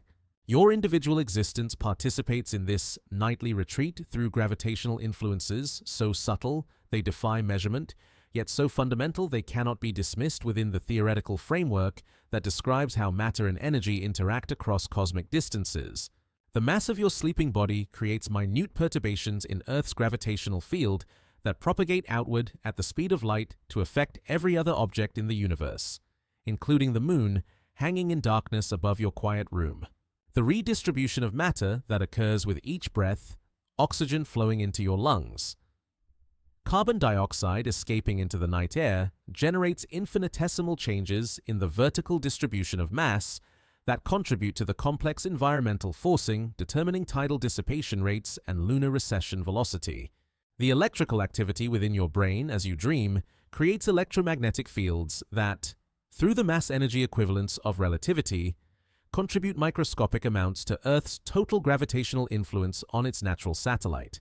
Each thought, each memory that surfaces during sleep, each neural pathway that reorganizes itself during the processes of rest and recovery involves the movement of charged particles and the rearrangement of molecular structures in ways that affect the planet's gravitational signature at levels approaching the theoretical limits of quantum mechanical precision. The Moon's orbital evolution thus incorporates not only the mechanical effects of tidal friction, but also the electromagnetic and quantum mechanical consequences of human consciousness operating within Earth's gravitational field. The cumulative effect of all sleeping humans across the planet generates regional variations in gravitational influence that contribute to the complex three-dimensional structure of forces determining lunar orbital parameters at any given moment. Population centers create gravitational anomalies that spacecraft missions have mapped with remarkable precision, revealing how the distribution of human mass affects local gravitational gradients in ways that influence satellite motion, and, by extension, the Moon's own trajectory through space. Your participation in this collective gravitational signature connects your individual rest to the broader patterns of human settlement and activity that leave their mark on the mathematical description of lunar orbital elements. The Moon's nightly retreat carries with it the accumulated gravitational memory of every human action, every breath, every thought that has occurred throughout the history of our species. The satellite's current position and velocity encode information about ancient migrations that redistributed human populations across continents, agricultural revolutions that modified landscape-scale patterns of mass distribution, industrial developments that altered atmospheric composition and oceanic circulation. Tonight's 4.2 nanometer recession preserves this gravitational archaeology in orbital parameters that will persist long after the specific human activities that influence them have been forgotten by conscious memory. The precision with which this nightly retreat proceeds reflects the mathematical elegance of gravitational physics operating across the full spectrum of scales from quantum mechanical uncertainty to cosmological evolution. The same equations that describe the attraction between individual atoms also govern the interaction between Earth and Moon, creating a unified theoretical framework that encompasses both the microscopic processes occurring within your sleeping body and the macroscopic orbital dynamics that will continue for billions of years beyond human timescales. Your existence participates in both aspects of this mathematical unity, contributing to the gravitational environment that determines the Moon's motion while simultaneously being affected by tidal forces that trace back to the satellite's gravitational influence on Earth. The Moon's recession during tonight's sleep carries forward the momentum of processes that began with the violent impact that created both the satellite and the extended day-night cycle that makes complex life possible on Earth. The gentle rhythm of your breathing during rest connects directly to the cosmic violence of planetary collision through the chain of gravitational relationships that established Earth's rotation period, stabilized its axial tilt, and created the tidal environments where life first learned to transition between ocean and land. Tonight's nanometric retreat represents one more increment in the ongoing conversion of impact energy into orbital motion, a process that will continue until the last traces of rotational momentum from the Theia collision have been transferred to the Moon's ever-expanding orbit. The darkness that surrounds your rest holds within its silence the echoes of 4.5 billion years of tidal evolution, each night's recession adding to the accumulated distance that now separates Earth from the satellite that was born from its own substance in the aftermath of cosmic collision. The Moon's gravitational influence that helped establish the environmental conditions necessary for your existence continues to operate as you sleep, raising tides across the planet's oceans while simultaneously stealing rotational energy to power its own retreat into the depths of space. Your individual moment of rest participates in this ancient dance through gravitational relationships that connect your sleeping form to the satellite's orbital motion across distances that span nearly 400,000 kilometers of intervening space. Tonight's 4.2 nanometer retreat joins the billions of similar increments that have accumulated throughout Earth's history to create the current orbital separation that allows total solar eclipses, regulates tidal ranges within biologically productive limits, and maintains the planet's rotational stability across geological timescales. The Moon's patient recession continues this pattern of gradual change that will eventually transform the Earth-Moon system beyond recognition while preserving the fundamental gravitational relationships that connect terrestrial processes to celestial mechanics with mathematical precision that transcends both human understanding and cosmic time. The moon's gentle retreat continues through the quietness of this moment, carrying forward the ancient rhythm that began when worlds collided in violence and resolved into the patient mathematics of orbital evolution. As your breathing slows and thoughts drift toward the edge of sleep, the satellite moves another few nanometers farther into the darkness, adding to the vast distance that now separates it from the planet where it was born in fire and chaos 4.5 billion years ago. The nightly recession proceeds without ceremony or acknowledgement, following gravitational laws that operate with indifference to human consciousness, yet somehow create the conditions that make consciousness possible.